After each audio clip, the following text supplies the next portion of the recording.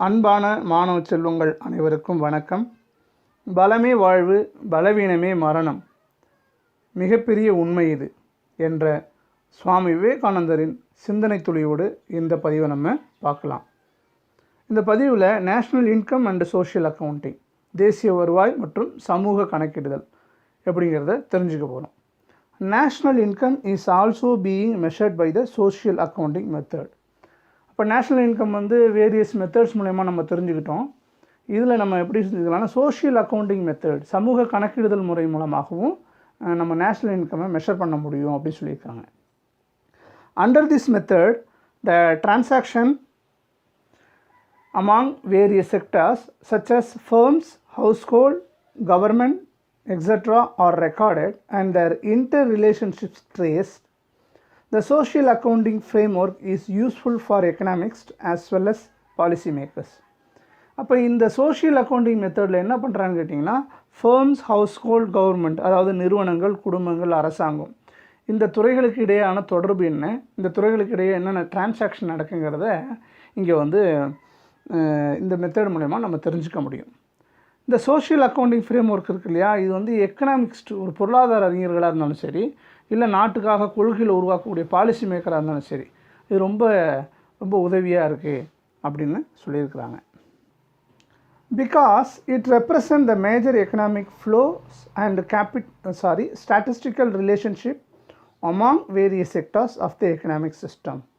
ஒரு நாட்டில் இருக்கக்கூடிய எக்கனாமிக் சிஸ்டத்தில் அங்கே இருக்கக்கூடிய வேரியஸ் செக்டார்ஸுக்கு இடையே இருக்கக்கூடிய பொருளாதாரம் மற்றும் புள்ளியியல் தொடர்புகளை பற்றி இது நமக்கு இந்த சோஷியல் அக்கௌண்டிங்கிறது எடுத்துக்காட்டுது. It becomes possible to forecast the trend of the economy more accurately. அப்போ இந்த சோஷியல் அக்கௌண்டிங்கிறது நமக்கு என்ன செய்யுதுன்னு கேட்டிங்கன்னா, ஒரு பொருளாதாரத்தினுடைய போக்கு, அந்த பொருளாதாரம் எப்படி வளர்ந்துக்கிட்டு இருக்குது அப்படிங்கிறத ஒரு சரியான ஒரு பார்வை நமக்கு இது கொடுத்தது. சோஷியல் அக்கவுண்டிங் அண்ட் செக்டார், சமூக கணக்கிடுதல் மற்றும் துறை. Under this method the economy is divided into several sector. ஒரு நாட்டினுடைய பொருளாதாரத்தை செவரல் செக்டாராக டிவைட் பண்ணுறாங்க. A sector is a group of individual or institutions having common inter related economic transaction. இப்போ செக்டார்னு சொல்கிறீங்களே சார், செக்டார்னா என்ன அப்படின்னு கேட்டிங்கன்னா, ஒரு பொதுவான எக்கனாமிக் டிரான்சாக்ஷனுடைய, ஒரு பொதுவான பொருளாதார பரிமாற்றங்களுடைய பல தனிநபர்கள் சேர்ந்த ஒரு குழுவாக இருக்கலாம், இல்லை பல நிறுவனங்கள் சேர்ந்த ஒரு குழுவாக இருக்கலாம். அதை தான் என்ன சொல்கிறோம், செக்டார்னு சொல்கிறோம். The economy is divided into following sector. அப்போ ஒரு நாட்டினுடைய பொருளாதாரத்தை வேரியஸ் செக்டார்ஸாக டிவைட் பண்ணுறாங்க. They are firms, household, government, rest of the world and capital sector. Already you know that ஃபர்ம்ஸ்னால் நிறுவனங்கள், ஹவுஸ்ஹோல்டுனா குடும்பங்கள், கவர்மெண்ட்னு சொல்லக்கூடியது அரசு, ரெஸ்ட் ஆஃப் த வேர்ல்டுங்கிறது வெளிநாடு, ஃபாரின் கண்ட்ரி, கேபிட்டல் செக்டார்ங்கிறது மூலதனத்துறை அப்படின்னு சொல்கிறாங்க. Firms undertake productive activities, thus they are all organization which employ the factors of production to produce goods and services. அப்போ நிறுவனங்கள் தான் இங்கே உற்பத்தி நடவடிக்கைகளை செய்யுது. அது என்ன பண்ணுதுன்னா, ஃபேக்டர்ஸ் ஆஃப் ப்ரொடக்ஷனை எம்ப்ளாய் பண்ணி குட்ஸையும் சர்வீஸையும் ப்ரொடியூஸ் பண்ணுது. அதாவது உற்பத்தி காரணிகளை பணியமர்த்தி பொருட்களையும் பணிகளையும் உற்பத்தி செய்து. அடுத்ததாக நம்ம ஹவுஸ்ஹோல்டு பார்க்கலாம். ஹவுஸ்ஹோல்டு என்ன பண்ணுவாங்கன்னா, இது ஒரு கன்சியூமிங் என்டிட்டி. இது ஒரு குடும்பம் போய் என்ன பண்ணுதுன்னா, குட்ஸையும் சர்வீஸையும் ப்ரொடியூஸ் பண்ணாது. அதுக்கு பதிலாக தங்கிட்ட உள்ள உழைப்பை நிறுவனங்கள்கிட்ட கொடுத்து அதன் மூலயமா வரக்கூடிய வருமானத்தை வாங்கிக்கிட்டு, இன்கம் வாங்கி, அது மூலயமா அவனுக்கு தேவையான குட்ஸையும் சர்வீசஸையும் அவன் என்ன பண்ணிப்பான், நிறுவனங்கள்டேருந்து வாங்கிப்பான். Household are consuming entities and represent the factors of production who receive payment for services rendered by them to firms. Household consume the goods and services that are produced by the firms.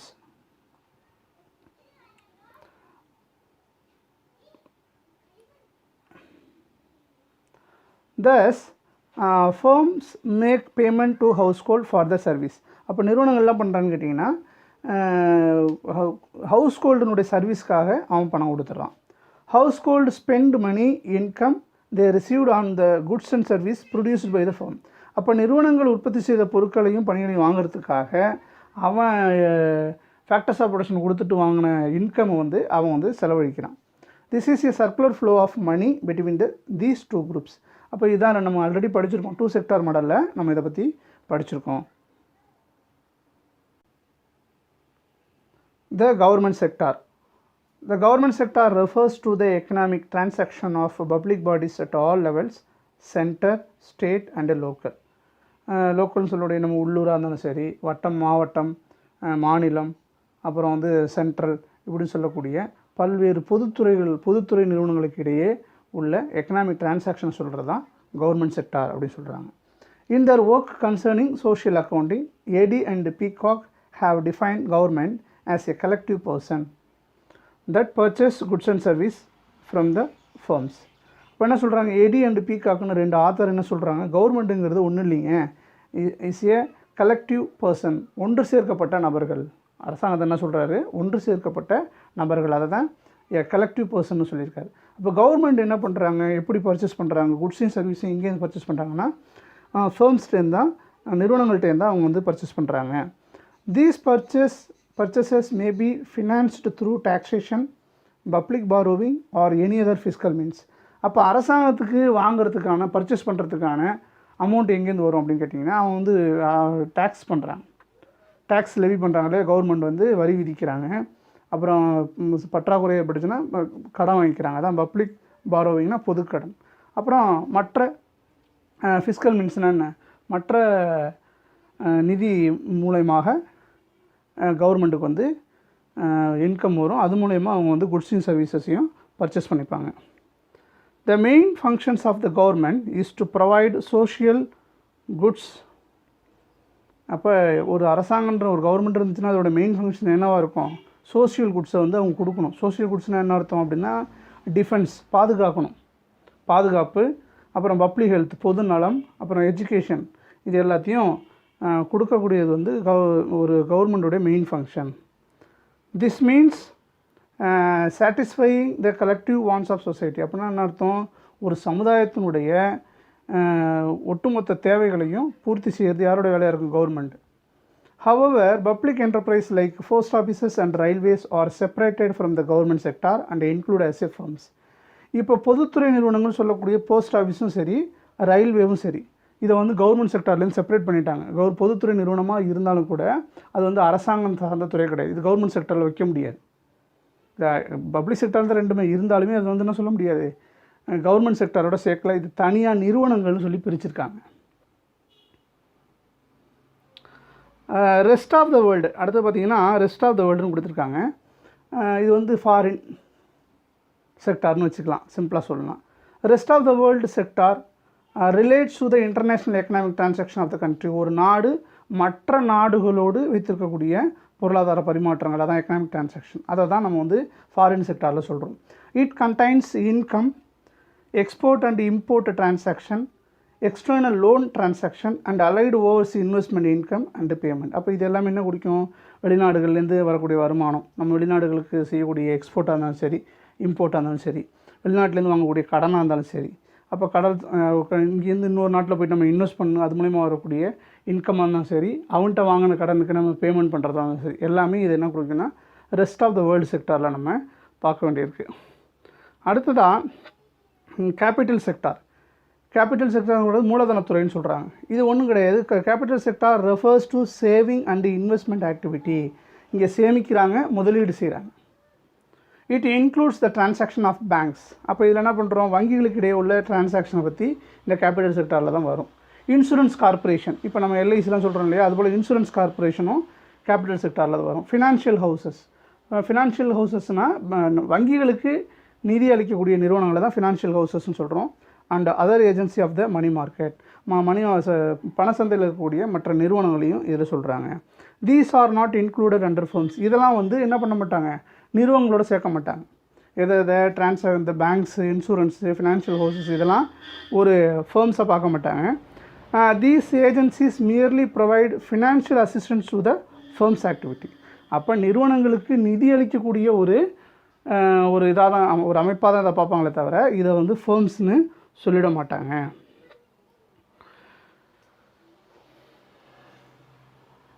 While assessing sectoral contribution to GDP, the economics is divided into 3 namely primary, secondary and tertiary sector. அப்போ இங்கே வந்து அதாவது துறை சார்ந்த பங்களிப்பு ஒரு நாட்டினுடைய மொத்த உள்நாட்டு உற்பத்தி ஜிடிபின்னு சொல்லுவாங்க, கிராஸ் டொமஸ்டிக் ப்ராடக்ட். ஒரு நாட்டினுடைய மொத்த உள்நாட்டு உற்பத்திக்கு துறை வாரியான பங்களிப்பு, அதான் செக்டோரல் கான்ட்ரிபியூஷன். அந்த அடிப்படையில் அதை வந்து 3 செக்டாராக டிவைட் பண்ணுறாங்க. ஒன்று பிரைமரி செக்டார், ஒன்று செகண்டரி செக்டார், தேர்ட் ஒன்று டெர்ஷியரி செக்டார்னு இதை வந்து பிரிக்கிறாங்க.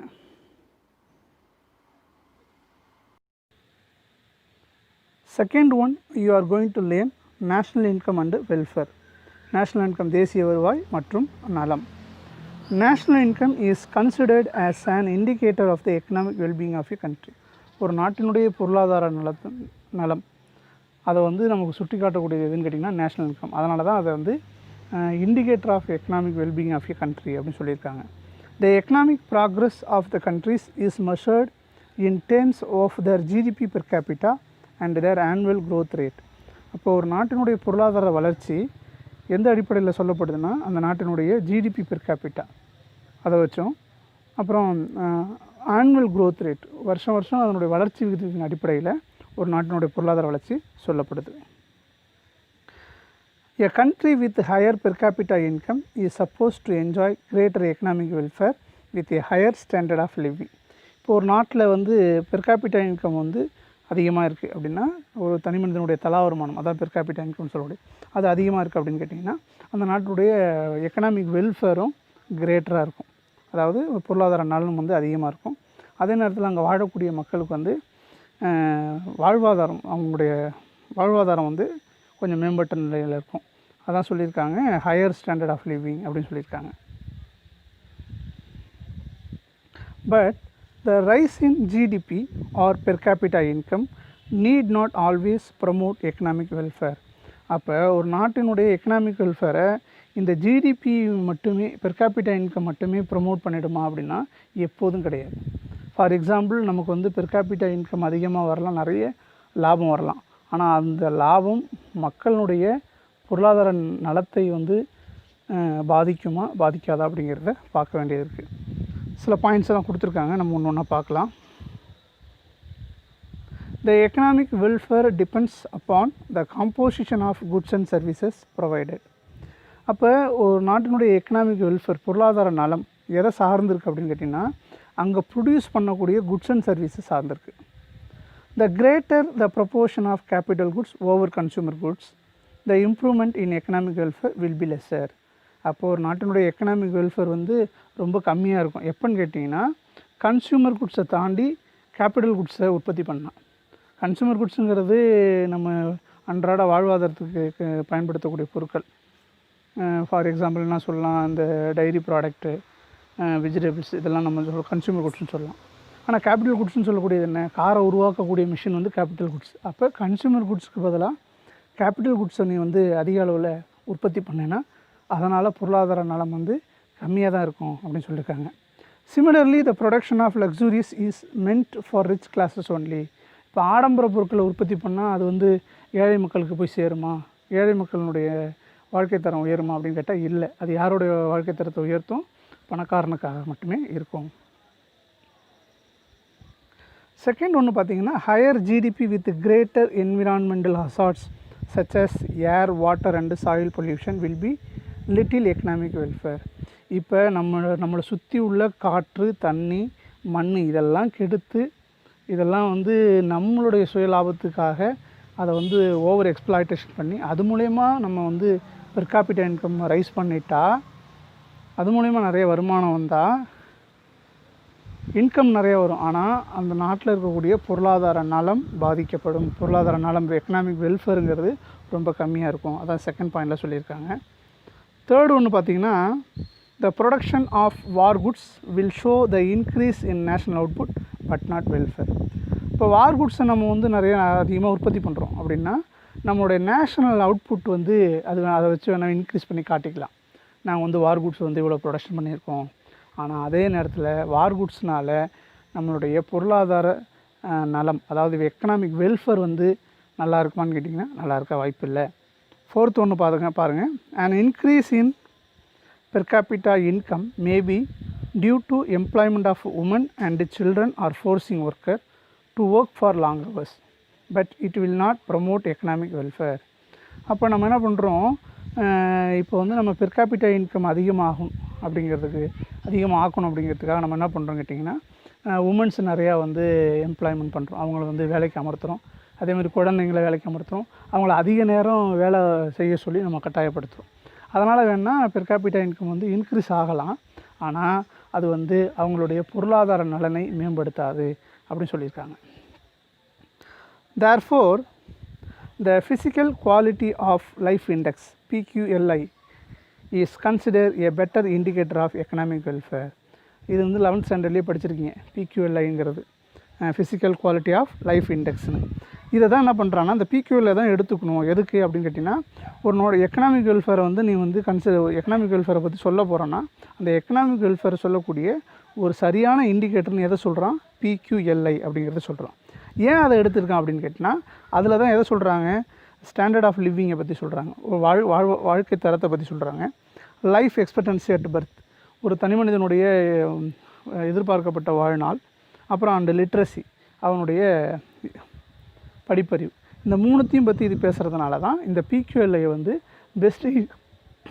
Best indicator of economic welfare அப்படிங்கிறத சொல்கிறாங்க.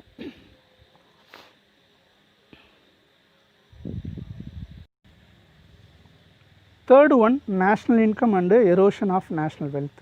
தேசிய வருவாய் கிடைக்கிது, எது மூலயமா கிடைக்குதுன்னா, நேஷ்னல் வெல்த்தை வந்து நம்ம சுரண்டது மூலயமா கிடைக்கிது. For achieving higher GDP, larger natural resource are being depleted or damaged.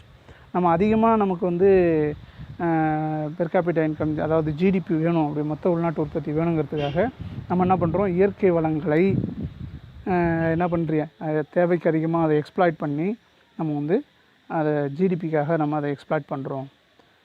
This means reduction of potential for future growth. அப்போ இது எதை குறிக்குது அப்படின்னு கேட்டிங்கன்னா, எதிர்கால வளர்ச்சிக்கான பொட்டன்ஷியல், அதாவது எதிர்கால வளர்ச்சிக்கான ஒரு வாய்ப்பையே நம்ம இங்கே குறைச்சிட்றோம்.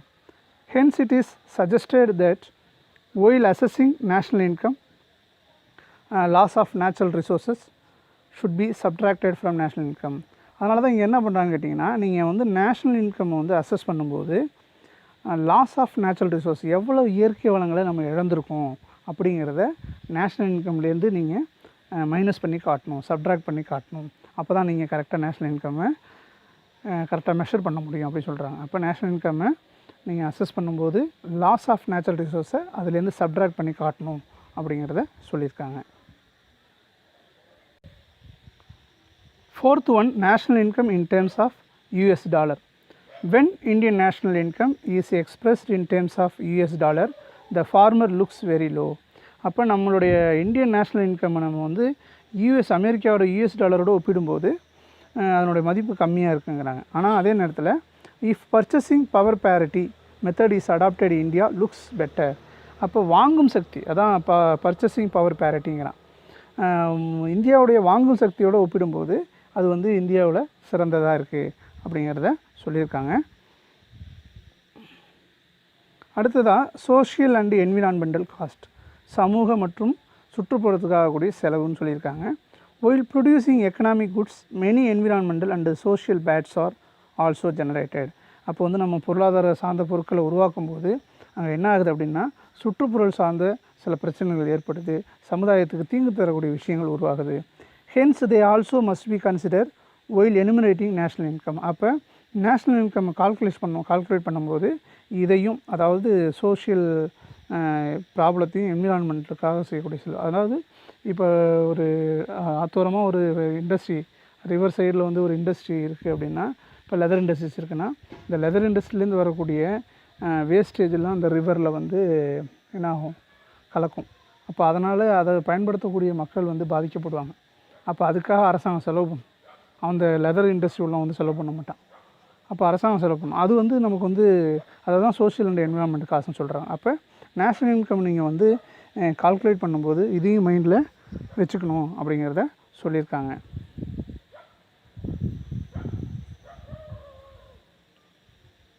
Thank you to all.